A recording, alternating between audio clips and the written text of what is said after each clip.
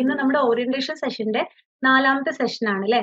3 session നമ്മൾ successfully complete ചെയ്തു. നിങ്ങൾ എല്ലാവരും പാർട്ടിസിപ്പേറ്റ് ചെയ്തിട്ടുണ്ടെന്ന് വിശ്വസിക്കുന്നു. നമുക്ക് ഇഗ്നോനെ കുറിച്ചുള്ള ഒരു ഐഡിയയും ലേൺ വൈസിനെ കുറിച്ചുള്ള ഒരു ഐഡിയ ഒക്കെ ഏകദേശം നിങ്ങൾക്ക് കിട്ടിയിട്ടുണ്ടാവും. നിങ്ങൾക്ക് നിങ്ങളുടെ ബാച്ച്മേറ്റ്സിനൊക്കെ പരിചയപ്പെടാനുള്ള ഒരു അവസരമൊക്കെ കിട്ടിയിട്ടുണ്ടാവും.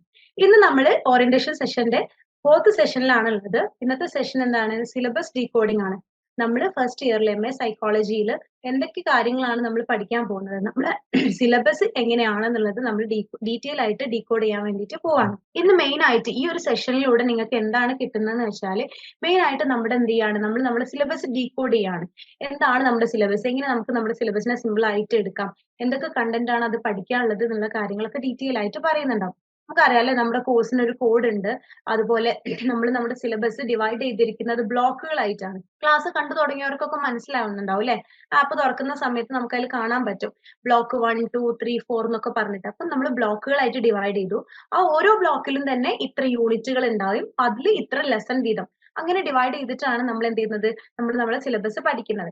അതുപോലെ തന്നെ ലേൺ വൈസ് പ്രൊവൈഡ് ചെയ്യുന്ന മെറ്റീരിയൽസ്, എന്തൊക്കെ മെറ്റീരിയൽസ് ആണ് ലേൺ വൈസ് നിങ്ങൾക്ക് പ്രൊവൈഡ് ചെയ്യുന്നത്, അതിനെ കുറിച്ചൊക്കെ എന്ത് ചെയ്യുന്നുണ്ടാവും, നമ്മൾ ഡീറ്റെയിൽ ആയിട്ട് പറയുന്നുണ്ടാവും. റെക്കോർഡഡ് ക്ലാസ്സുകൾ, നമ്മൾ ഹെൽപ്പ് ബുക്ക് പ്രൊവൈഡ് ചെയ്യുന്നുണ്ട്. അതേപോലെ exam pedia, assignment guide book, അതുപോലെ PYQ, അൾട്ടിമേറ്റ് അനാലിസിസ്, ഇതൊക്കെ എന്താണെന്ന് ഡിസ്കസ് ചെയ്യുന്നുണ്ടാവും. അതുപോലെ അസൈൻമെന്റിനെ കുറിച്ചും എക്സാമിനെ കുറിച്ചും സ്റ്റഡി സ്ലോട്ട്സിനെ കുറിച്ചൊക്കെയുള്ള ടൈം ലൈൻ ആയിട്ടുള്ള ക്ലാരിറ്റി നിങ്ങൾക്ക് ബിൽഡ് ചെയ്യുന്നുണ്ടാവും. ദെൻ അഡ്വാൻസ് ആയിട്ട് എന്ത് സപ്പോർട്ടാണ് നമ്മൾ നിങ്ങൾക്ക് പ്രൊവൈഡ് ചെയ്യുന്നത്, എക്സാമിന്റെ സമയത്ത് നമ്മൾ എന്ത് ചെയ്യുന്നുണ്ട്, എക്സാം സ്പെഷ്യൽ ലൈവുകൾ കണ്ടക്ട് ചെയ്യാറുണ്ട്. അതുപോലെ മോഡൽ എക്സാംസ് നിങ്ങൾക്ക് കണ്ടക്ട് ചെയ്യാറുണ്ട്.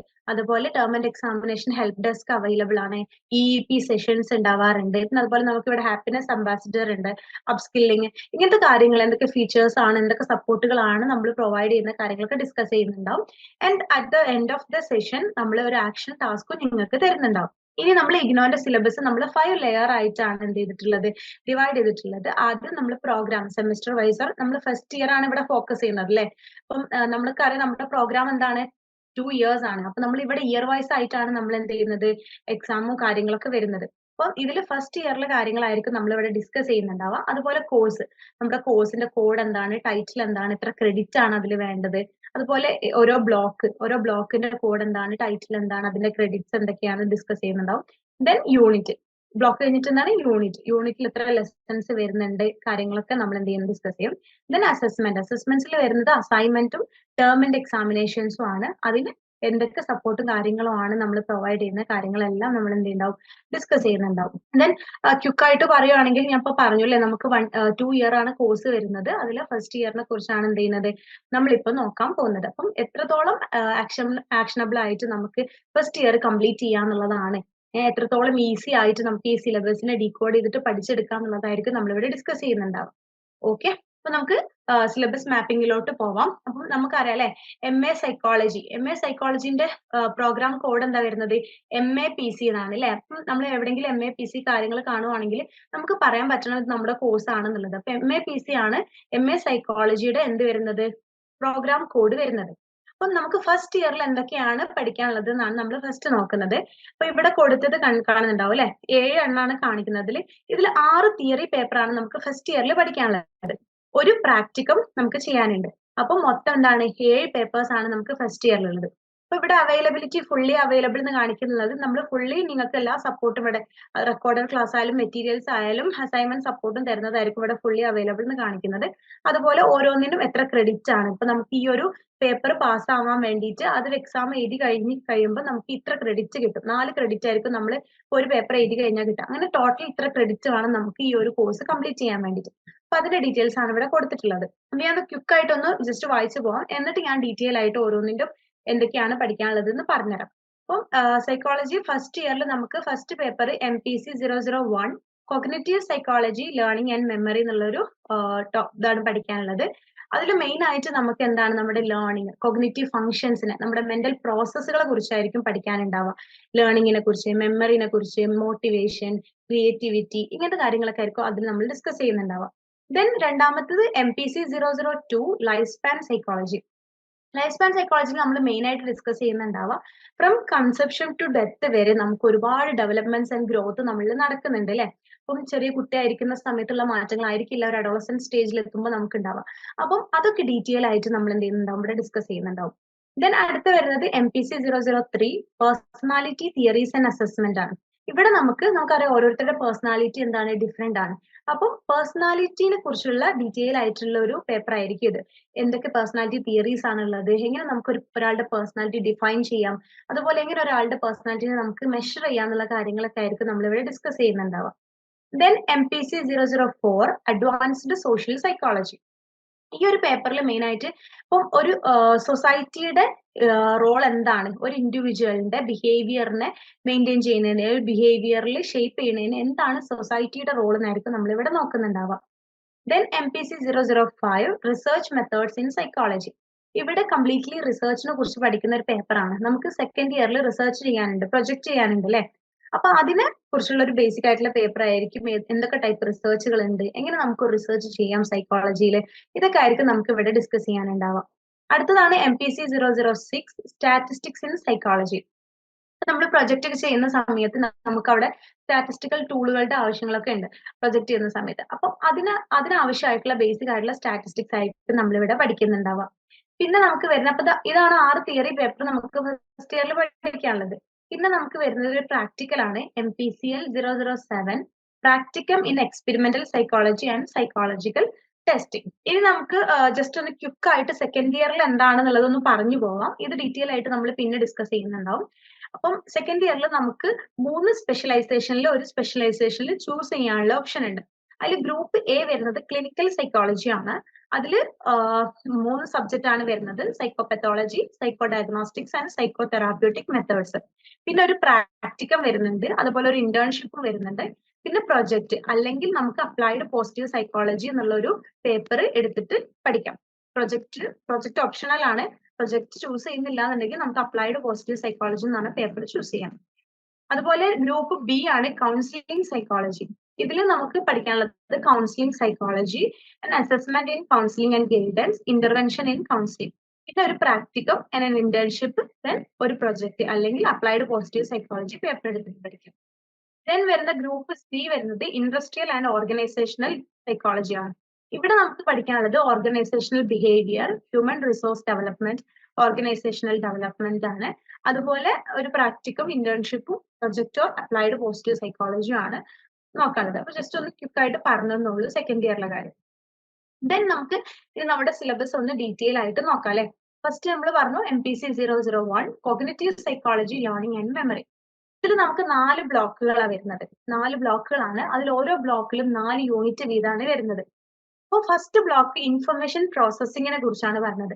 എങ്ങനെയാണ് നമ്മൾ ഇൻഫർമേഷൻസിനെ പ്രോസസ് ചെയ്യുന്നത്, എങ്ങനെയാണ് നമ്മൾ ഓരോ പുതിയ കാര്യങ്ങളും ലേൺ ചെയ്തെടുക്കുന്നത്, ഒരു പുതിയൊരു ഇൻഫർമേഷൻ നമ്മൾ എങ്ങനെ അത് ലേൺ ചെയ്തെടുക്കുന്നു, എങ്ങനെ നമ്മൾ മെമ്മറൈസ് ചെയ്യുന്നു, മെമ്മറിയിലോട്ട് നമ്മൾ എങ്ങനെ അത് കടത്തിവിടുന്നു, അങ്ങനത്തെ കാര്യങ്ങളൊക്കെയാണ് ഫസ്റ്റ് ബ്ലോക്കിൽ ഡിസ്കസ് ചെയ്യുന്നത്. അതിൽ യൂണിറ്റ് 1 കോഗ്നിറ്റീവ് സൈക്കോളജിയുടെ ഒരു ഇൻട്രൊഡക്ഷൻ ആയിരിക്കും. Then unit 2 information processing and learning and memory.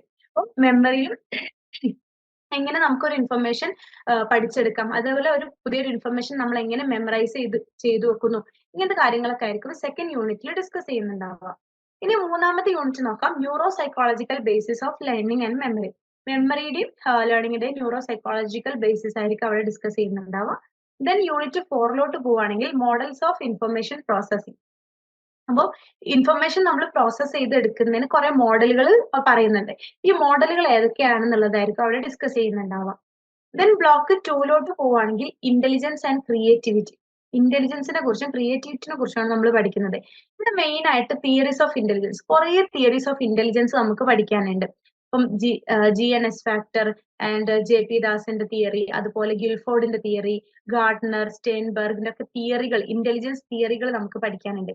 ഇതൊക്കെ ആയിരിക്കും ഈ ഒരു ബ്ലോക്കിൽ നമ്മൾ ഡിസ്കസ് ചെയ്യുന്നുണ്ടാവുക. അതുപോലെ തന്നെ ഒരാളുടെ ഇന്റലിജൻസ് നമുക്ക് എങ്ങനെ മെഷർ ചെയ്യാം, അത് ഇങ്ങനെ മെഷർ ചെയ്യാന്നുള്ള കാര്യങ്ങൾ നമ്മൾ യൂണിറ്റ് 3 പഠിക്കുന്നുണ്ടാവും.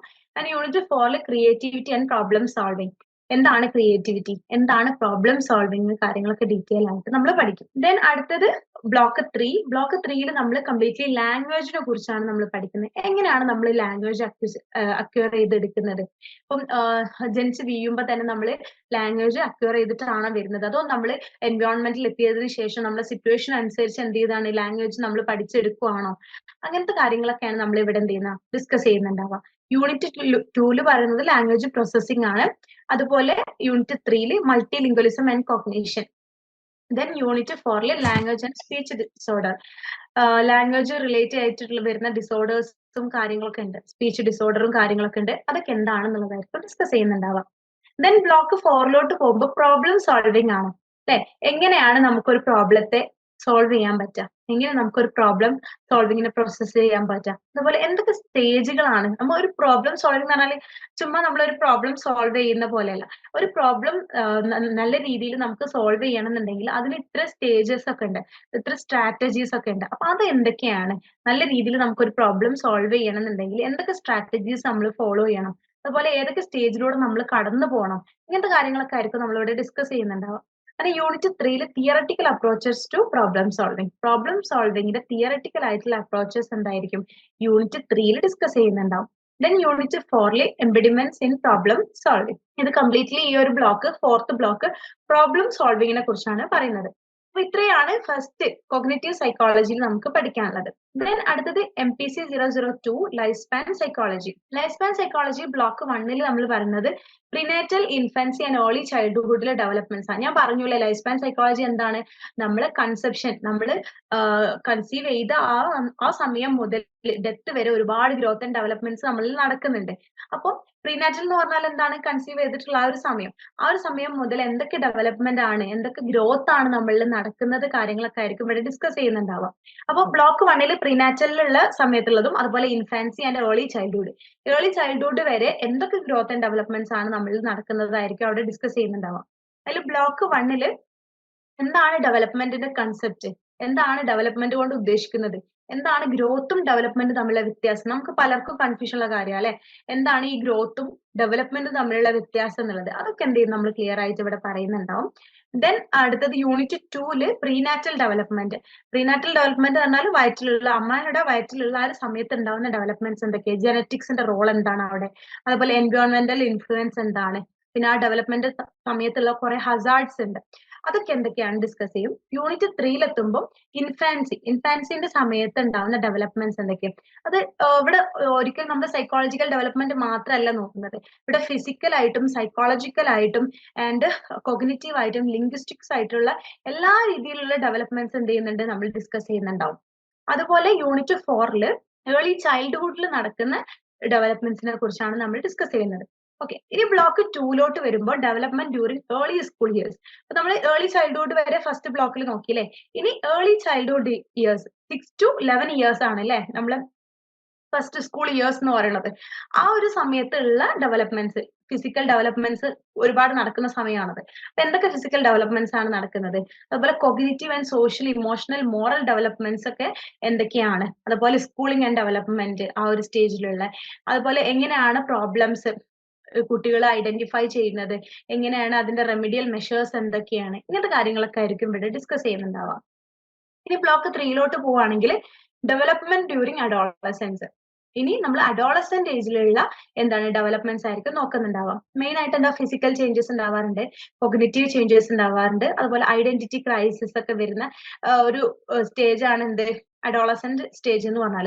അതുപോലെ self concept, self esteem, peer group relationship, ഇതിനൊക്കെ ഭയങ്കരമായിട്ടുള്ള റോൾ ഉള്ള ഒരു ടൈമാണ് എന്ത് ഈ അഡോളസെന്റ് സ്റ്റേജ് എന്ന് പറയുന്നത്. അപ്പൊ ആ ഒരു സമയത്ത് എന്തൊക്കെയാണ് മാറ്റങ്ങൾ അഡോളസെൻസിൽ നടക്കുന്നത്, കാര്യങ്ങളൊക്കെ നമ്മൾ ഡിസ്കസ് ചെയ്യുന്നുണ്ടാവും. പിന്നെ ഈ അഡോളസെന്റ് ഡെവലപ്മെന്റ് സമയത്ത് ഒരുപാട് ഇഷ്യൂസ് ആൻഡ് ചലഞ്ചസ് അവർ ഫേസ് ചെയ്യുന്നുണ്ട്. ആ ഇഷ്യൂസും ചലഞ്ചസ് ഒക്കെ എന്തൊക്കെയാണെന്നുള്ളത് നമ്മൾ ഇവിടെ അഡ്രസ് ചെയ്യുന്നുണ്ടാവും. ദെൻ ബ്ലോക്ക് 4 പോവുകയാണെങ്കിൽ ഇപ്പൊ നമ്മൾ എന്ത് ചെയ്യും അഡോളസെൻസ് വരെ എത്തിയില്ലേ ബ്ലോക്ക് 3 ഇനി ബ്ലോക്ക് 4 പോകുമ്പോൾ അഡൾട്ട്ഹുഡ് ആൻഡ് ഏജിങ് ആണ് അല്ലെ. അപ്പൊ അഡോളസൻസ് ഒക്കെ കഴിഞ്ഞ് നമ്മൾ അഡൾട്ട്ഹുഡിലേക്ക് എത്തി, പിന്നെ ഏജിങ്, ലാസ്റ്റ് ഏജിങ്ങിലേക്ക് എത്തുകയാണ്. അപ്പൊ ആ ഒരു സമയത്ത് എന്താണ് ഒരുപാട് ഫിസിക്കൽ ചേഞ്ചസ് ഉണ്ട് അല്ലെ, ഭയങ്കരമായിട്ടുള്ള മാറ്റങ്ങൾ നടക്കുകയാണ് നമ്മുടെ ലൈഫിൽ, ബോഡിയിലൊക്കെ. അതുപോലെ കോഗ്നിറ്റീവ് ചേഞ്ചസ് നടക്കുന്നുണ്ട്, പിന്നെ സൈക്കോ സോഷ്യൽ ചേഞ്ചസ് നടക്കുന്നുണ്ട്. ഇതൊക്കെ എന്താണെന്നുള്ള കാര്യങ്ങൾ നമ്മളിവിടെ ഡിസ്കസ് ചെയ്യുന്നുണ്ടാവും. അതുപോലെ ഏജിങ് പ്രോസസ്സിൽ നമുക്ക് വയസ്സാവുന്ന ആ ഒരു സമയത്ത് ഉണ്ടാകുന്ന ഒരുപാട് ചലഞ്ചസ് ആൻഡ് ഇഷ്യൂസ് ഉണ്ട്, അതൊക്കെ എന്താണെന്നുള്ളത് ഡീറ്റെയിൽ ആയിട്ട് നമ്മളിവിടെ പറയുന്നുണ്ടാവും. ഓക്കെ, അപ്പൊ ഇത്രയും കാര്യങ്ങളാണ് എന്നുള്ളത് ലൈഫ് സ്പാൻ സൈക്കോളജിയിൽ നമുക്ക് പറയാനുള്ളത് അല്ലെ. നമ്മൾ ആ ഒരു കൺസീവ് ചെയ്ത മുതൽ നമ്മളെ ഏജിങ് പ്രോസസ് ലാസ്റ്റ് സ്റ്റേജ് വരെയുള്ള എല്ലാം നമ്മൾ ഇവിടെ ഡിസ്കസ് ചെയ്യുന്നുണ്ടാവും. അപ്പൊ 2 കഴിഞ്ഞു. അടുത്ത 3ാമത്തെ MPC 003 personality theories and assessment ആണ്. ഇവിടെ നമുക്ക് പേഴ്സണാലിറ്റി തിയറീസ്, ആൻഡ് അസസ്മെന്റ്. പേഴ്സണാലിറ്റിനെ കുറിച്ചുള്ള ഒരുപാട് തിയറീസ് ഉണ്ട്. അതൊക്കെ നമുക്ക് ഇവിടെ പഠിക്കാനുണ്ട്. ആദ്യം നമ്മൾ ഫസ്റ്റ് ബ്ലോക്കിൽ ഫസ്റ്റ് യൂണിറ്റിൽ നമ്മൾ പഠിക്കാൻ പോകുന്നത് എന്താണ് കോൺസെപ്റ്റ് ഓഫ് പേഴ്സണാലിറ്റി. പേഴ്സണാലിറ്റി എങ്ങനെയാണ് ഒരാളിൽ ഡെവലപ്പ് ആവുന്നത്, അതിന്റെ ഡെഫിനിഷൻസ്, കുറെ സൈക്കോളജിസ്റ്റ് പറഞ്ഞ ഡെഫിനിഷൻസുകൾ ഉണ്ട് പേഴ്സണാലിറ്റിനെ കുറിച്ച്. അതൊക്കെ നമ്മൾ പഠിക്കുന്നുണ്ടാവും. പിന്നെ പേഴ്സണാലിറ്റിന്റെ ട്രയറ്റ് അപ്രോച്ച് എന്താണ്, സ്റ്റേറ്റ് അപ്രോച്ച് എന്താന്ന് പഠിക്കുന്നുണ്ടാവും. പിന്നെ പേഴ്സണാലിറ്റി അസസ്മെന്റ്, ഒരാളുടെ പേഴ്സണാലിറ്റി നമുക്ക് എങ്ങനെ അസസ് ചെയ്യാൻ പറ്റും. നമുക്ക് എല്ലാവർക്കും ഭയങ്കര ക്യൂരിയസ് ആയിട്ടുള്ള ഒരു കാര്യമാണല്ലേ ഒരാളുടെ പേഴ്സണാലിറ്റി അറിയാൻ പറ്റുക, ഒരാളുടെ പേഴ്സണാലിറ്റി എങ്ങനെ മെഷർ ചെയ്യാൻ പറ്റും എന്നുള്ളത്. അപ്പൊ അതൊക്കെ നമ്മൾ എന്ത് ചെയ്യുന്നുണ്ടാവും, നമ്മൾ എന്ത് കീ ടൂൾ ആണ് ഉപയോഗിക്കുന്നത് എന്നൊക്കെ നമ്മൾ ഇവിടെ ഡിസ്കസ് ചെയ്യുന്നുണ്ടാവും. പിന്നെ അതുപോലെ പേഴ്സണാലിറ്റിയിലുള്ള കീ ഇഷ്യൂസ് എന്തൊക്കെയാണെന്നുള്ളത് നമ്മൾ ഫസ്റ്റ് ബ്ലോക്കിൽ ഡിസ്കസ് ചെയ്യും. ദെൻ ബ്ലോക്ക് 2 പോകുമ്പോൾ തിയറീസ് ഓഫ് പേഴ്സണാലിറ്റി ആണ്. ഒരുപാട് തിയറീസ് നമുക്ക് പഠിക്കാനുണ്ട്. ഇത് കുറച്ചൊരു തിയറി ഓറിയന്റഡ് ആയിട്ടുള്ള പേപ്പർ ആണ്.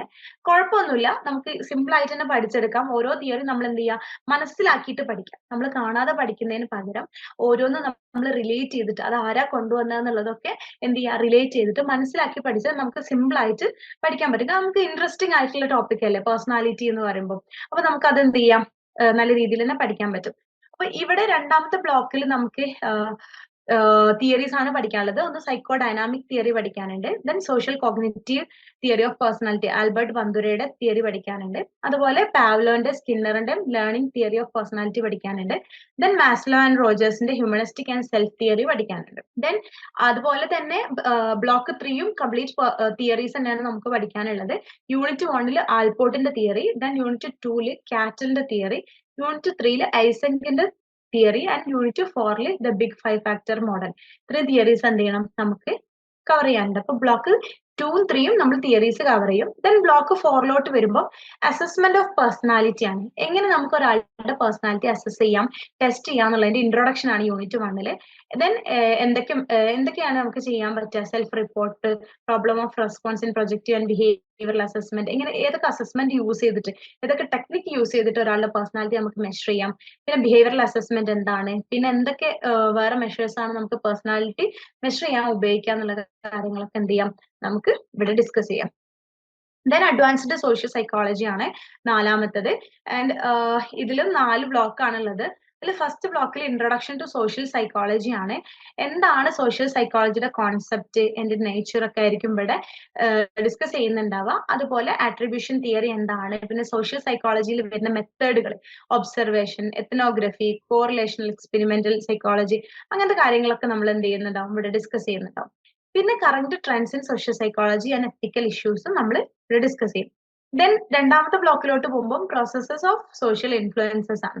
ഇവിടെ എന്താണ് സോഷ്യൽ ഇൻഫ്ലുവൻസിന്റെ കോൺസെപ്റ്റ് എന്താണ്, അതുപോലെ ഇന്റർപേഴ്സണൽ അട്രാക്ഷൻ എന്താണ്, അഗ്രഷൻ ആൻഡ് വയലൻസ് അല്ലെ, അഗ്രഷൻ എന്താണ്, വയലൻസ് എന്താണ്.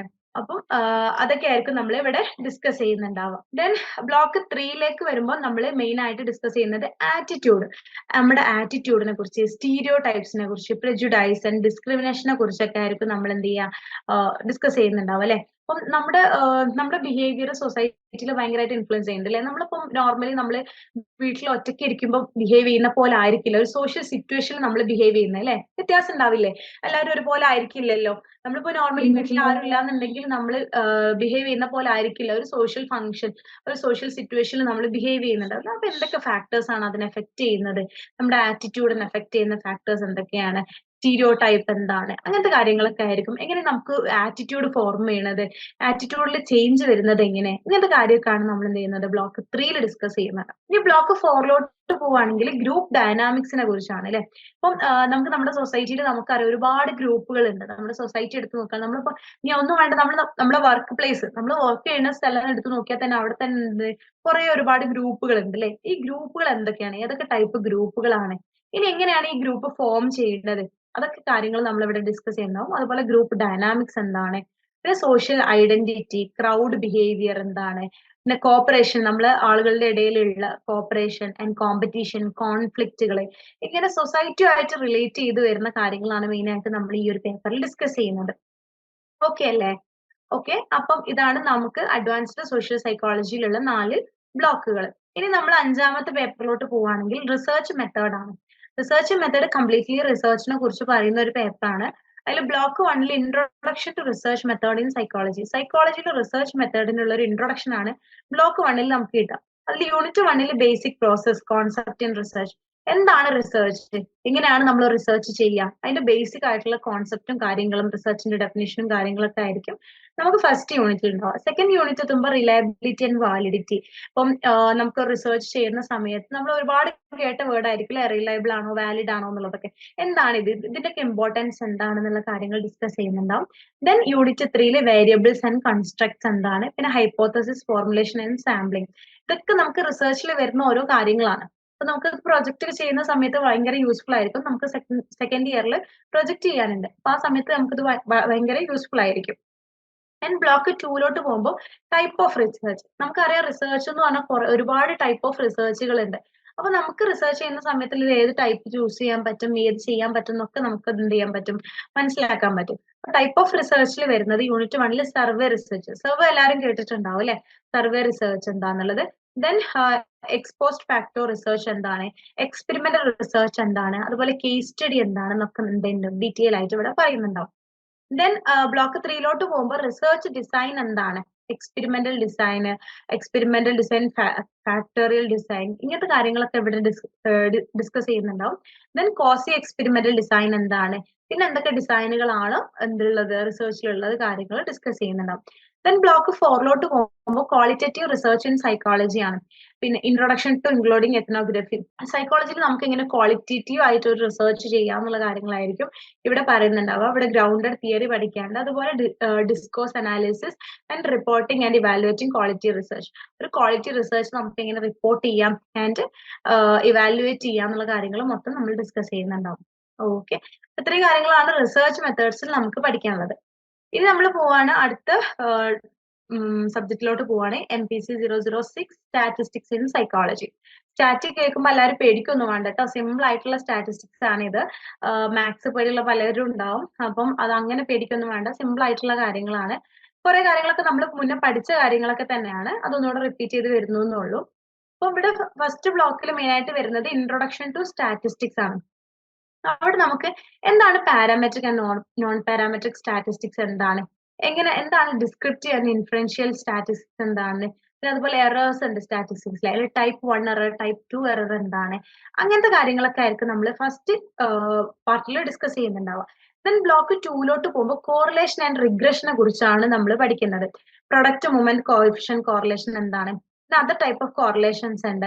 Then partial and multiple correlation എന്താണ്, മൾട്ടിപ്പിൾ റിഗ്രഷൻ എന്താണ്, ഇങ്ങനത്തെ ടേംസുകളൊക്കെ ആയിരിക്കും നമ്മൾ ഇവിടെ പഠിക്കുന്നുണ്ടാവുക. ദെൻ ബ്ലോക്ക് 3 പോകുമ്പോൾ അവിടെ നമ്മൾ നോർമൽ ഡിസ്ട്രിബ്യൂഷനെ കുറിച്ച്, എന്തൊക്കെയാണ് നോർമൽ ഡിസ്ട്രിബ്യൂഷന്റെ ക്യാരക്ടറിസ്റ്റിക്സ്, അതുപോലെ മീൻ എന്താ, മീൻ ഡിഫറൻസസ് എന്താ, നമുക്കറിയാലോ മീൻ ഡിഫറൻസ് ഒക്കെ കാണാൻ നമ്മൾ മുന്നേ പഠിച്ചതല്ലേ, standard error of the mean, അതൊക്കെ കാണാൻ നമ്മൾ മുന്നേ പഠിച്ചതാണ്. അതുപോലെ ANOVA, 1 way ANOVA, 2 way ANOVA, അനോവയൊക്കെ ചിലപ്പം പലരും കേട്ടിട്ടുണ്ടാവും. അപ്പൊ ആ കാര്യങ്ങളൊക്കെ ആയിരിക്കും നമ്മൾ ബ്ലോക്ക് 3 ഡിസ്കസ് ചെയ്യുന്നുണ്ടാവുക. ദെൻ ബ്ലോക്ക് 4 പോരുമ്പോൾ നോൺ പാരാമെട്രിക് സ്റ്റാറ്റിസ്റ്റിക്സ്. അവിടെ റാഷണൽ എന്താ, മാൻ വിറ്റ്നി യു ടെസ്റ്റ് എന്താണ്, അതുപോലെ ചൈ സ്ക്വയർ ടെസ്റ്റ് എന്താണ്, ഇങ്ങനത്തെ കാര്യങ്ങളൊക്കെ ആയിരിക്കും ഇവിടെ ഡിസ്കസ് ചെയ്യുന്നുണ്ടാവുക. വലിയ ഇഷ്യൂ ഒന്നുമില്ല, നമുക്ക് സിമ്പിൾ ആയിട്ട് തന്നെ പഠിച്ചെടുക്കാൻ പറ്റും. ദെൻ ഇത്രയാണ് 6 തിയറി പേപ്പർ നമുക്ക് ഫസ്റ്റ് ഇയറിൽ വരുന്നത്. അപ്പൊ നിങ്ങൾ ഇത് ഡീറ്റെയിൽ ആയിട്ട് കേട്ടിട്ട് പേടിക്കൊന്നും വേണ്ട കേട്ടോ, സിമ്പിൾ ആയിട്ട് തന്നെ നമുക്ക് പഠിച്ചെടുക്കാൻ പറ്റും. എന്തൊക്കെയാണ് പഠിക്കേണ്ടതെന്നുള്ളത് നമ്മൾ എന്ത് ചെയ്യാം, മനസ്സിലാക്കിയിട്ട് പഠിക്കാം. നമുക്ക് ക്ലാസ്സും കാര്യങ്ങളും എല്ലാ സപ്പോർട്ടും നമ്മൾ പ്രൊവൈഡ് ചെയ്യുന്നുണ്ടല്ലോ. കറക്റ്റ് ടൈമിൽ എല്ലാം കറക്റ്റ് ആയിട്ട് തന്നെ പഠിച്ചു പോയാൽ സിമ്പിൾ ആയിട്ട് നമുക്ക് എന്ത് ചെയ്യാൻ പറ്റും, കോഴ്സ് കംപ്ലീറ്റ് ചെയ്യാൻ പറ്റും. എല്ലാം ഒരു ബേസിക് ആയിട്ടുള്ള കാര്യങ്ങൾ മാത്രമേ നമുക്ക് ഇവിടെ പഠിക്കാനുള്ളൂ, അധികം കോംപ്ലിക്കേറ്റഡ് ആയിട്ടുള്ള കാര്യങ്ങളല്ല. സിമ്പിൾ ആയിട്ടുള്ള ലാംഗ്വേജിൽ നമുക്ക് മനസ്സിലാക്കാൻ കഴിയുന്ന രീതിയിലാണ് എല്ലാം കൊടുത്തിട്ടുള്ളത്, കണ്ടന്റ് എല്ലാം കൊടുത്തിട്ടുള്ളത്. നമുക്ക് സിമ്പിൾ ആയിട്ട് ഇൻട്രസ്റ്റിംഗ് ആയിട്ട് നമ്മൾ ഈ സബ്ജക്ട് പഠിക്കുന്ന സമയത്ത് നമുക്കൊരു ഇൻട്രസ്റ്റ് വേണം. നല്ല ഇൻട്രസ്റ്റിംഗ് ആയിട്ട് നമ്മൾ പഠിക്കാൻ ശ്രമിച്ചാൽ എന്താണ്, നമുക്ക് ഈസി ആയിട്ട് എന്ത് ചെയ്യാൻ പറ്റും, സിമ്പിൾ ആയിട്ട് നമുക്ക് എക്സാംസ് ഒക്കെ ക്രാക്ക് ചെയ്യാൻ പറ്റും. കാരണം നമുക്ക് നമ്മുടെ ലൈഫിൽ നടക്കുന്ന ഓരോ കാര്യങ്ങളും, നമ്മുടെ ചുറ്റുപാട് നടക്കുന്ന കാര്യങ്ങളൊക്കെ തന്നെയാണ് നമുക്ക് പഠിക്കാനുള്ളത് അല്ലെ. അപ്പൊ നമുക്ക് എന്ത് ചെയ്യാം, പഠിക്കുന്ന സമയത്ത് റിലേറ്റ് ചെയ്ത് പഠിക്കാം, കാണാതെ പഠിക്കാതെ റിലേറ്റ് ചെയ്തിട്ട് പഠിക്കാൻ നോക്കാം കേട്ടോ. അപ്പൊ ഇനി അടുത്തത് ഒരു പ്രാക്ടിക്കൽസ് ആണ് നമുക്ക് വരുന്നത്. MPCL 007 practicum experimental psychology and psychological testing. അപ്പോൾ പ്രാക്ടിക്കൽ കേൾക്കുമ്പോൾ പേടിക്കൊന്നും വേണ്ട, നമുക്ക് സൈക്കോളജിയിൽ പ്രാക്ടിക്കൽ ചെയ്യാണ്ട് സിമ്പിൾ ആണ്. അപ്പം നമുക്ക് അവർ സ്റ്റഡി സെന്റേഴ്സ് ക്ലാസ്സുകൾ പ്രൊവൈഡ് ചെയ്യുന്നുണ്ടാവും, അതിനുശേഷം അവർ ഒരു എക്സാം കണ്ടക്ട് ചെയ്യുന്നുണ്ടാവും. അപ്പം നമുക്ക് 8 പ്രാക്ടിക്കൽ ആണ് ഫസ്റ്റ് ഇയറിൽ ചെയ്യാനുള്ളത്. span of attention, memory experiments, intelligence testing, personality testing, test for social behavior, sociometry, family pathology scale, problem, behaviour, check list. ഈ 8 പ്രാക്ടിക്കൽ ആണ് നമുക്ക് ഫസ്റ്റ് ഇയറിൽ ചെയ്യാനുള്ളത്. ഇത് most of this questionnaire type ആയിരിക്കും. നമുക്ക് ക്വസ്റ്റ്യനെയർ ടൈപ്പ് തരും. എന്നിട്ട് നമ്മൾ സബ്ജക്റ്റിനെ ചൂസ് ചെയ്തിട്ട് നമ്മുടെ ഫ്രണ്ട്സോ അല്ലെങ്കിൽ നമ്മളെ റിലേറ്റീവ്സിനെ ആരെങ്കിലും ചൂസ് ചെയ്തിട്ട് നമ്മൾ എന്ത് ചെയ്യാം, എക്സാമിന്റെ സമയത്ത് അവരെ കൊണ്ട് ഇത് ചെയ്യിപ്പിക്കുക. എന്നിട്ട് നമ്മൾ അതിന്റെ റിസൾട്ട് ആൻഡ് കൺക്ലൂഷൻ എഴുതാം. അത്രയേ ഉള്ളൂ നമുക്ക് പ്രാക്ടിക്കൽസ് വരുന്നുണ്ടാവുക. സിമ്പിൾ ആയിട്ട് തന്നെ കംപ്ലീറ്റ് ചെയ്യാൻ പറ്റും. അപ്പൊ ഇത്രയും കാര്യങ്ങളാണ് നമുക്ക് എന്ത് ചെയ്യാനുള്ളത്, സിലബസിനെ കുറിച്ച് പറയാനുള്ളത്. മെയിൻ ആയിട്ട് ഫസ്റ്റ് ഇയറിൽ നമുക്ക് പഠിക്കാനുള്ളത്. അപ്പൊ ആരും ഇത് കേട്ടിട്ട് എന്താണ് പാനിക് ആവുമൊന്നും വേണ്ട. സിമ്പിൾ ആയിട്ട് തന്നെ നിങ്ങൾക്ക് എന്ത് ചെയ്യാൻ പറ്റും, പഠിച്ചെടുക്കാൻ പറ്റും. ഓക്കെ, ബാക്കി കാര്യങ്ങൾ ഡിസ്കസ് ചെയ്യാൻ വേണ്ടിയിട്ട് ഞാൻ ഹന മാമിനെ ഇൻവൈറ്റ് ചെയ്യാണ്. നമ്മുടെ സൈക്കോളജി മെന്റർ ആണ് ലേൺവൈസിലെ. Over to ma'am.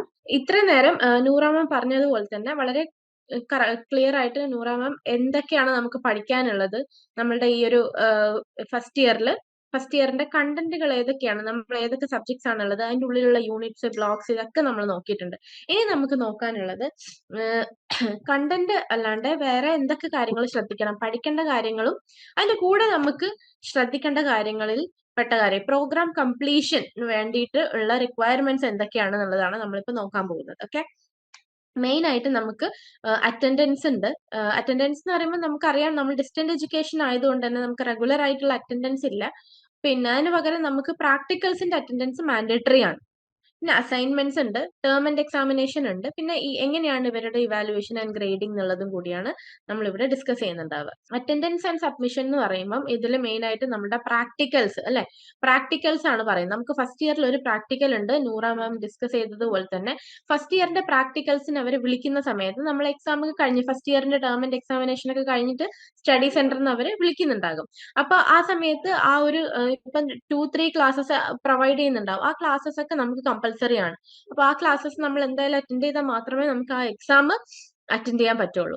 സോ നമ്മളുടെ ഇന്റേൺഷിപ്പും സെക്കൻഡ് ഇയറിൽ നമുക്ക് ഇന്റേൺഷിപ്പും വരുന്നുണ്ട്.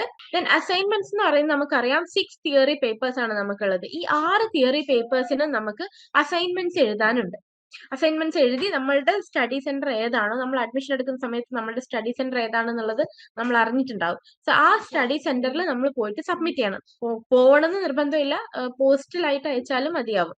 അതൊരു നമ്മൾ എക്സാമിന് കുറച്ച് മുന്നേ ആയിട്ട് നമ്മൾ ഈ അസൈൻമെന്റ്സ് എഴുതി സബ്മിറ്റ് ചെയ്യുന്നുണ്ടാകും. Okay, then term and examination ആണ് അടുത്തത്. നമുക്ക് ജൂണിലും ഡിസംബറിലും, എല്ലാ വർഷവും ജൂണിലും ഡിസംബറിലും ആയിട്ടാണ് നമുക്ക് എക്സാംസ് വരിക. പക്ഷെ നമ്മളിപ്പം ജൂലൈ 25 ബാച്ച് ആണ്. ഓക്കെ, ഇഗ്നോ ബാച്ച് നിങ്ങളുടേത് ജൂലൈ 2025 ആണ്. സോ നിങ്ങൾ അടുത്ത ജൂണിലാണ് എക്സാം എഴുതുന്നുണ്ടാവുക. ഓക്കെ, ഈ ജൂൺ കഴിഞ്ഞിട്ട് നിങ്ങൾക്ക് വേണമെങ്കിൽ ആ ജൂൺ കഴിഞ്ഞിട്ടുള്ള ഡിസംബറിലൊക്കെ നമുക്ക് എക്സാം എഴുതാം. പക്ഷെ ഈ ഒരു കറക്റ്റ് 1 ഇയർ കഴിഞ്ഞിട്ടുള്ള ജൂണിലാണ് നമ്മൾ ഫസ്റ്റ് ഇയർ എക്സാം എഴുതുന്നുണ്ടാവുക, ടേം ആൻഡ് എക്സാമിനേഷൻ എഴുതുന്നുണ്ടാവുക. ഈ എക്സാമിനേഷനിൽ നമുക്ക് 35% എന്തായാലും മാർക്ക് ഉണ്ടായിരിക്കണം. അതുപോലെ തന്നെ നമുക്ക് 50യിലാണ് കോർ പേപ്പേഴ്സ് ഒക്കെ ഉണ്ടാവുക. സെക്കൻഡ് ഇയറിലാണ് പിന്നെ ഒരു കോർ പേപ്പറിന് 100 മാർക്ക്, ബാക്കി എല്ലാത്തിലും 50 മാർക്സിൽ തന്നെയാണ് ഉണ്ടാവുക. ഓക്കെ, നമുക്ക് എക്സാം സെന്റർ എവിടെ വേണമെങ്കിലും ചൂസ് ചെയ്യാം. എന്നിട്ട് ഇന്ത്യയിൽ എവിടെ വേണമെങ്കിലും നമുക്ക് എക്സാം സെന്റർ ചൂസ് ചെയ്തിട്ട് അതിനനുസരിച്ച് എക്സാമിന്റെ കറക്റ്റ് എക്സാം രജിസ്ട്രേഷൻ ലിങ്ക് വരുന്ന സമയത്ത് എത്രയും പെട്ടെന്ന് തന്നെ നമ്മൾ രജിസ്റ്റർ ചെയ്താൽ മാത്രമേ നമുക്ക് നമ്മൾ വിചാരിച്ചൊരു എക്സാം സെന്റർ നമുക്ക് കിട്ടുള്ളൂ. അല്ലെങ്കിൽ അതൊക്കെ പെട്ടെന്ന് ഫില്ലായി പോകും. Okay, then evaluation and grading system. നമുക്കുള്ളത് 2 ടൈപ്പ് ഓഫ് ഇവാലുവേഷൻ ആണുള്ളത്. ഒന്ന് കണ്ടിന്യൂസ് ഇവാലുവേഷനും ഒന്ന് ടേം ആൻഡ് എക്സാമിനേഷനും. ഈ കണ്ടിന്യൂസ് ഇവാലുവേഷൻ എന്ന് പറയുന്നതാണ് അസൈൻമെന്റ്സ് വരുന്നത്. പിന്നെ ടേം ആൻഡ് എക്സാമിനേഷൻ. ഇങ്ങനെ 2 രീതിക്കാണ് നമ്മളുടെ ഒരു ഇവാലുവേഷൻ ഉണ്ടാവുക.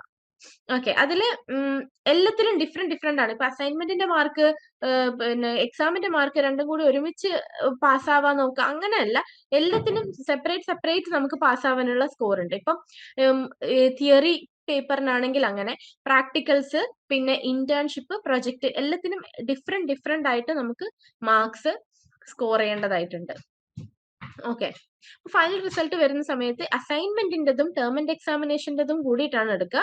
അതായത് 30% നമ്മളുടെ ഈ അസൈൻമെന്റ്സിൽ നിന്നും 70% ടേം ആൻഡ് എക്സാമിനേഷനിൽ നിന്നും, അങ്ങനെയാണ് നമ്മളുടെ ഒരു മാർക്ക് ഉണ്ടാവുക. ഈ TMA എന്ന് പറയുന്നത് എന്താണെന്ന് വെച്ചാൽ ട്യൂട്ടർ മാർക്ക്ഡ് അസൈൻമെന്റ്സ് എന്നാണ് അതിനെ പറയുന്നത്. അതായത് നമ്മളിപ്പോ അസൈൻമെന്റ് എഴുതി സബ്മിറ്റ് ചെയ്തു, എന്നിട്ട് അവര് അത് കറക്റ്റ് ചെയ്ത് കറക്ഷൻ ഒക്കെ ചെയ്തിട്ട് കമന്റ് ഒക്കെ അതിൽ എഴുതിയിട്ട് നമുക്കത് തിരിച്ചു തരും.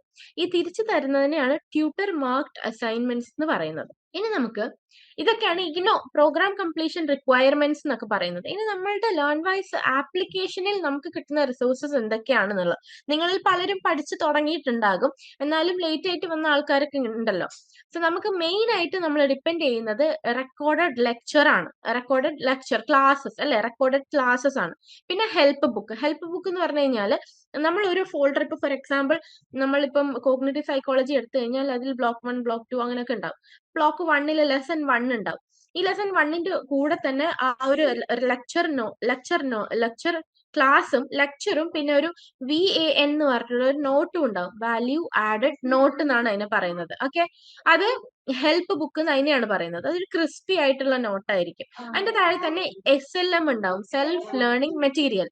അതായത് നമ്മളുടെ ഇഗ്നു അയച്ചു തരുന്ന നമ്മുടെ ടെക്സ്റ്റ് ബുക്ക് തന്നെ ഉണ്ടല്ലോ, അതിന്റെ കോപ്പിയാണ് ഈ സെൽഫ് ലേണിംഗ് മെറ്റീരിയൽ. നമുക്ക് ഇഗ്നോ ടെക്സ്റ്റ് ബുക്ക് കിട്ടാൻ കുറച്ച് ലേറ്റ് ആവും. എന്തായാലും ഒരു 6 monthsന്റെ ഉള്ളിലായിരിക്കും നമുക്കത് കിട്ടുന്നുണ്ടാവുക.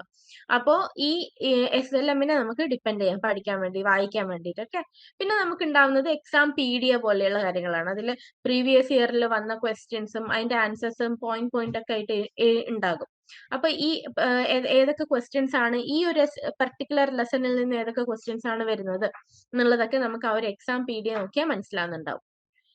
പിന്നെ നമുക്ക് തീരെ സമയമില്ല, പക്ഷെങ്കിൽ എന്താ ക്ലാസ് കാണുകയും വേണം എന്തായാലും എന്നാണെങ്കിൽ നമുക്ക് ഈ യൂട്യൂബിലൊക്കെ നമ്മൾ കാണുന്ന പോലെ തന്നെ 1.25 സ്പീഡിലൊക്കെ കാണാൻ പറ്റും. പ്ലസ് ആ നോട്ട്സ് നമ്മൾ വാൻ നോട്ടും കൂടി വായിച്ചു കഴിഞ്ഞാൽ നമുക്ക് ആ ഒരു ഐഡിയ ക്ലാരിറ്റി കിട്ടും.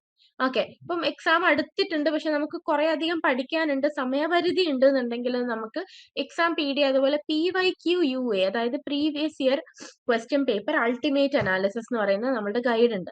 അത് നമുക്ക് എല്ലാ വർഷവും നമ്മൾ ആപ്പിലേക്ക് അവൈലബിൾ ആയിരിക്കും. അപ്പൊ ആ ഒരു PYQ എടുത്തു കഴിഞ്ഞാൽ തന്നെ കറക്റ്റ് ഏത് രീതിയിലാണ് ക്വസ്റ്റ്യൻസ്, ഒരു 5 ഇയറിന്റെ ക്വസ്റ്റ്യൻ പേപ്പറിനെ അടിസ്ഥാനമാക്കിയിട്ടാണ് നമ്മുടെ PYQ ഗൈഡ് ഉണ്ടാവുക.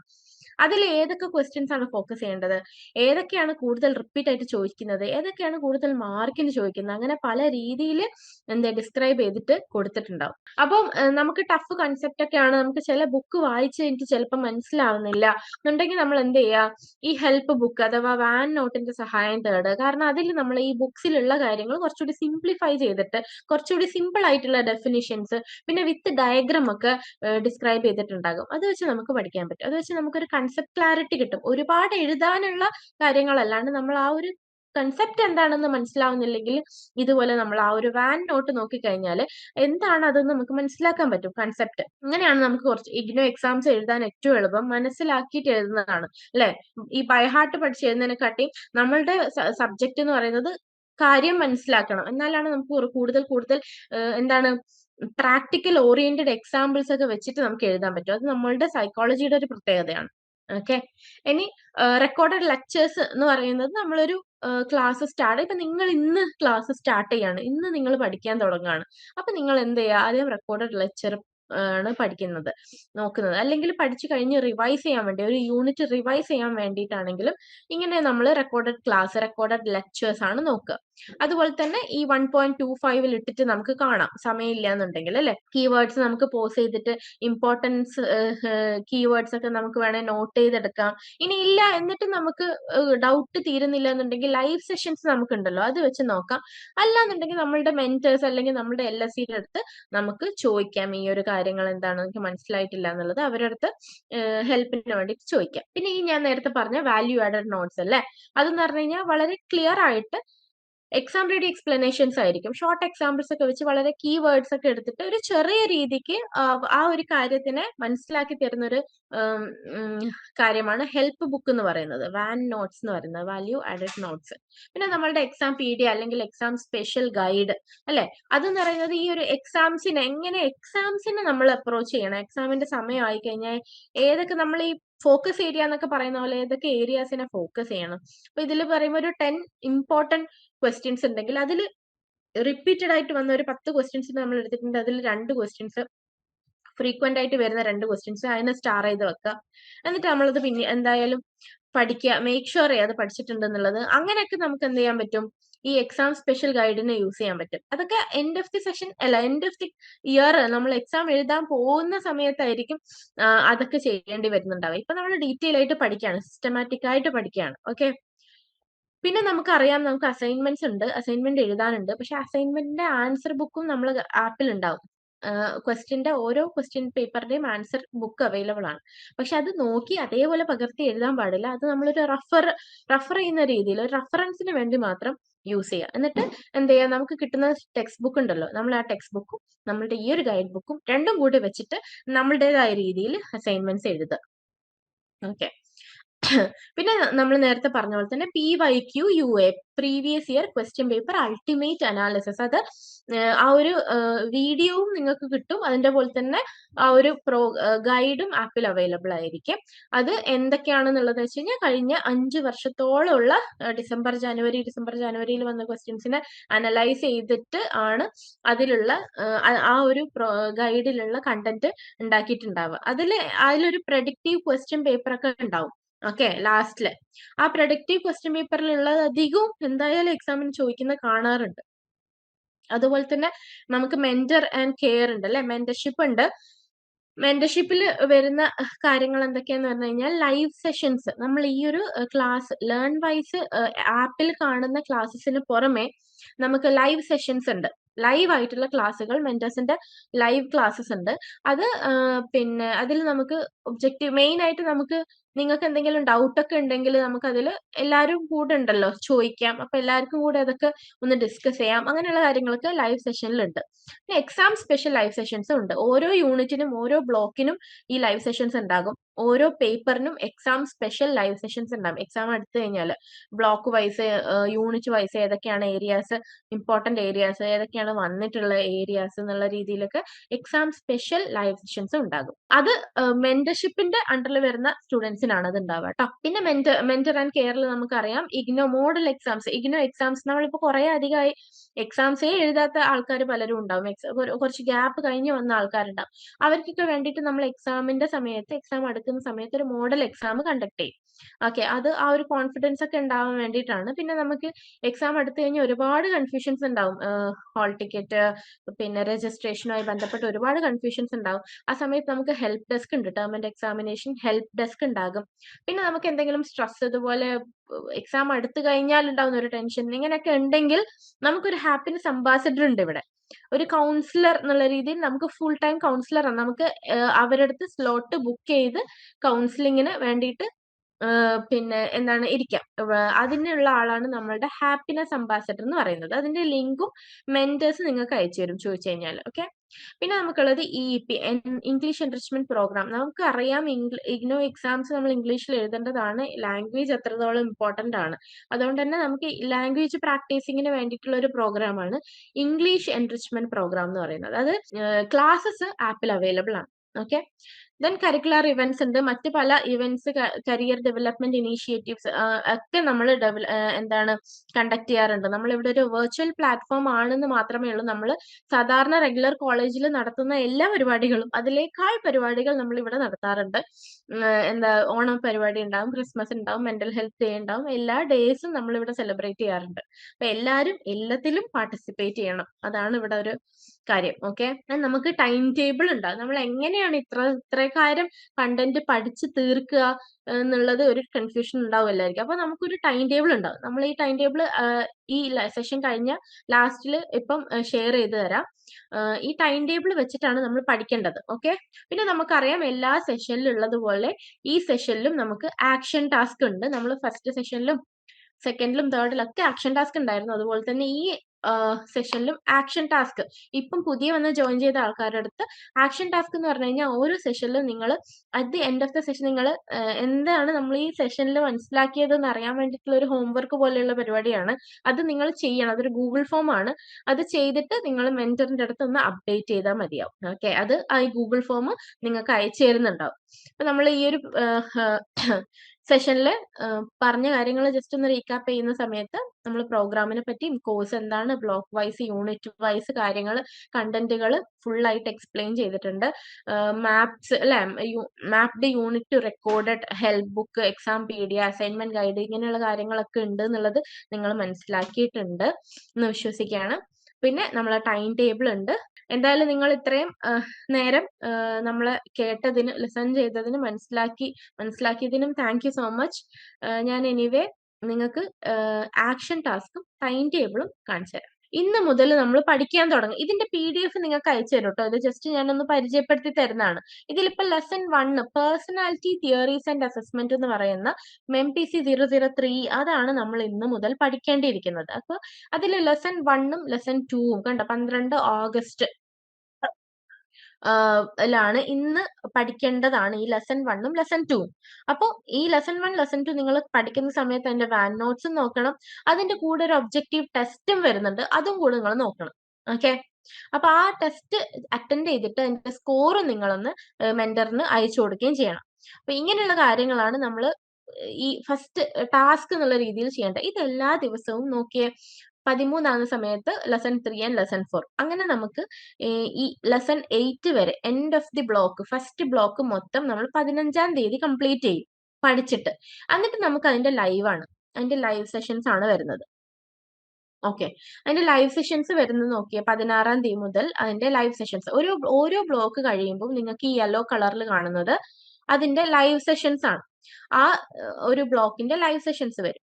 അപ്പൊ അങ്ങനെയാണ് നമ്മൾ അങ്ങനെ ഈ ഒരു സിസ്റ്റമായിട്ട് പോകുന്ന സമയത്ത് നമുക്കിതാ നോക്കിയേ, ഈ ഒരു ഡിസംബർ ആവുന്നത് വരേക്കുള്ള സ്റ്റാറ്റിസ്റ്റിക്സ് വരെയുള്ള ടൈം ടേബിൾ ആണ് നമ്മളുടെ ഈ ഒരു ടൈം ടേബിൾ കൊടുത്തിരിക്കുന്നത്. ഇത് നിങ്ങൾക്ക് ഇതിൽ ലെസൺ ടൈം ഒക്കെ പറയുന്നുണ്ട് 10:30-യും 7:30 ഒക്കെ. പക്ഷെ നമുക്കിപ്പോ ആ 10:30ക്ക് പറ്റിയിട്ടില്ല എന്നുണ്ടെങ്കിൽ വേറൊരു സമയം അതിനായിട്ട് കണ്ടെത്തിയിട്ട് ഇതിലുള്ള ലെസൺസ് എന്ത് ചെയ്യുക, കംപ്ലീറ്റ് ചെയ്യാൻ നോക്കുക. ഞാൻ എക്സ്പ്ലെയിൻ ചെയ്തു തരാം. ഇതാണ് നമ്മളുടെ ആക്ഷൻ ടാസ്ക് എന്ന് പറയുന്നത്. ഇതില് ഒന്ന് സ്ക്രോൾ ചെയ്തിട്ട് ഇതിൽ നമ്മൾ എന്ത് ചെയ്യാന്ന് വെച്ചാൽ നമ്മൾ ഫുൾ നെയിം കൊടുക്കുക. എന്നിട്ട് ഇഗ്നോ എൻറോൾമെന്റ് നമ്മളുടെ ഏത് പ്രോഗ്രാം ആണ്, MAPC ആണ് അല്ലെ നമ്മുടെ പ്രോഗ്രാം. അപ്പൊ ആ ഒരു പ്രോഗ്രാം നിങ്ങൾ ഇത് കൊടുക്കുക. എന്നിട്ട് ഏതാണ് നിങ്ങളുടെ മെന്റർ ആരാണോ, LSC ആരാണോ അതും കൂടി കൊടുക്കുക. എന്നിട്ട് നിങ്ങൾ എന്ത് ചെയ്യാന്ന് വെച്ച് കഴിഞ്ഞാൽ റാങ്ക് ചെയ്യുക. നിങ്ങൾക്കിപ്പം അറിയാം 6 തിയറി പേപ്പേഴ്സ് ആണുള്ളത്. അതില് നിങ്ങൾക്ക് ഏറ്റവും ഇൻട്രസ്റ്റഡ് ആയിട്ട് തോന്നിയ ഒരു പേപ്പർ ഉണ്ടാവുമല്ലോ, ഇതെനിക്ക് ഭയങ്കര ഇൻട്രസ്റ്റഡ് ആണല്ലോ എന്ന് തോന്നിയ ഒരു പേപ്പർ, അതിന് റാങ്ക് 1 കൊടുക്കുക. എന്നിട്ട് കുറച്ച് ഇൻട്രസ്റ്റ് കുറഞ്ഞു വരുന്ന അങ്ങനെ രീതിക്ക് നിങ്ങൾ എന്ത് ചെയ്യുക, ആ 6 തിയറി പേപ്പേഴ്സിനെ ഒന്ന് റാങ്ക് ചെയ്യുക. ഓക്കെ, ഇത് എന്താ നിങ്ങൾക്ക് പേപ്പർ അറിയില്ലല്ലോ എങ്ങനെ ചെയ്യണം എന്നൊക്കെ വിചാരിക്കേണ്ട. നിങ്ങൾ ജസ്റ്റ് ഒന്ന് പെരിഫറൽ ആയിട്ട് നോക്കിയിട്ടുണ്ടാവുമല്ലോ, ആ ഒരു ബേസിൽ നിങ്ങൾ എന്ത് ചെയ്യുക, ജസ്റ്റ് ഒന്ന് റാങ്ക് ചെയ്യുക. എനിക്കിപ്പം കോഗ്നിറ്റീവ് സൈക്കോളജി ആണ് ഭയങ്കര ഇഷ്ടമായതെങ്കിൽ ഞാൻ റാങ്ക് 1 കൊടുത്തിട്ട് അങ്ങനെ റാങ്ക് ചെയ്തിട്ട് മോസ്റ്റ് ഇൻട്രസ്റ്റഡ് ആയിട്ടുള്ള കോഴ്സും അതിന്റെ റീസണും, എന്നിട്ട് കുറച്ചുകൂടെ എന്നിട്ട് ലീസ്റ്റ് ഇൻട്രസ്റ്റഡ് ആയിട്ടുള്ളതും, പിന്നെ എന്ന് പറഞ്ഞാൽ നിങ്ങളുടെ ലേണിംഗ് ഇന്റൻഷൻ. ചിലപ്പോൾ നമ്മളൊരു ഡിഗ്രി എടുക്കുക എന്നുള്ളതായിരിക്കും നിങ്ങളുടെ ഇന്റൻഷൻ. അല്ല എനിക്ക് സൈക്കോളജി ഭയങ്കരമായിട്ട് പഠിക്കണം എന്നുള്ളതാണ് നിങ്ങളുടെ ഇന്റൻഷൻ. അല്ല എന്താണ്, എന്തെങ്കിലും ഹയർ സ്റ്റഡീസ് ആണോ നിങ്ങളുടെ ഒരു ഇൻട്രസ്റ്റ്, അല്ലെ ജസ്റ്റ് ഒന്ന് എനിക്കൊരു റിലാക്സ്ഡ് ആയിട്ട് എന്തെങ്കിലും പഠിക്കണം എന്ന് മാത്രമാണോ, അല്ല നിങ്ങൾക്ക് വേറെ എന്തെങ്കിലും ആണോ, ഇതൊന്നും അല്ല നിങ്ങളുടെ പിന്നെ ഇത് എന്താണ് നിങ്ങളുടെ റീസൺ, വേറെ എന്തെങ്കിലും ആണെങ്കിൽ അത് അതറിൽ കൊടുത്താൽ മതി. അല്ല നിങ്ങൾക്ക് ഇതിൽ കുറെ അധികം റീസൺസ് അപ്ലിക്കബിൾ ആയിട്ട് തോന്നുകയാണെങ്കിൽ അതൊക്കെ നിങ്ങൾ ടിക്ക് കൊടുക്കാം, ഒരു പ്രശ്നവുമില്ല. ഓക്കെ, പിന്നെ നിങ്ങളുടെ വീക്ക്ലി സ്റ്റഡി സ്ലോട്ട്, അതായത് ഏത് സ്റ്റഡി സമയമാണ് നമ്മൾ തിരഞ്ഞെടുക്കുന്നത്, അറ്റ്ലീസ്റ്റ് 1 എങ്കിലും നിങ്ങൾ ഇതിൽ പിക്ക് ചെയ്യുക. ഇപ്പം വീക്ക് ഡേ മോർണിംഗ് എല്ലാ ദിവസവും രാവിലെ 30 to 1 മണിക്കൂർ, 30 മിനിറ്റ് ടു 1 മണിക്കൂർ, അല്ലെങ്കിൽ വീക്ക് ഡേ ഈവനിങ്, അല്ലെങ്കിൽ സാറ്റർഡേ. അല്ല ഇതൊന്നും അല്ല എന്നുണ്ടെങ്കിൽ നിങ്ങൾ എന്ത് ചെയ്യാം, എനിക്ക് ഇതൊന്നും അല്ല എന്റെ പഠിക്കുന്ന ഒരു സമയം എന്നുണ്ടെങ്കിൽ ആ അതറിൽ കൊടുത്തിട്ട് നിങ്ങൾ എന്ത് ചെയ്യുക, അവിടെ നിങ്ങളുടെ ആ ഒരു സമയം കൊടുക്കുക. എന്തുകൊണ്ടാണെന്നുള്ളതും ജസ്റ്റ് ഒന്ന് മെൻഷൻ ചെയ്യുക. എന്നിട്ട് നിങ്ങൾ ഈ ഒരു സെഷൻ അറ്റൻഡ് ചെയ്തതിന് ശേഷമുള്ള നിങ്ങളുടെ ഒരു കോൺഫിഡൻസ് റൈറ്റ് നൗ എന്താണെന്നുള്ളത്, എത്രയാണെന്നുള്ളത്, ഇപ്പൊ 1 ലോ ആണെങ്കിൽ 5 ഹൈ ആണെങ്കിൽ അതിൽ ഏത് ലെവലിലാണ് നിങ്ങളുടെ കോൺഫിഡൻസ് നിൽക്കുന്നത് എന്നും കൂടി ഒന്ന് മെൻഷൻ ചെയ്തിട്ട് താഴെ സബ്മിറ്റ് എന്ന് പറയുന്നത് ഒന്ന് സബ്മിറ്റ് ചെയ്യുക. എന്നിട്ട് സബ്മിറ്റഡ് എന്ന് കാണിക്കുമ്പോൾ thank you for your response എന്നൊക്കെ കാണിക്കും. അപ്പൊ നിങ്ങൾ എന്ത് ചെയ്യുക, നിങ്ങളുടെ മെന്ററിന്റെ അടുത്ത് അതൊന്ന് അപ്ഡേറ്റ് ചെയ്യുക ചെയ്തിട്ടുണ്ട് എന്നുള്ളത്. ഓക്കെ, ഇതാണ് നമ്മുടെ ആക്ഷൻ ടാസ്ക്. അപ്പൊ thank you so much for joining.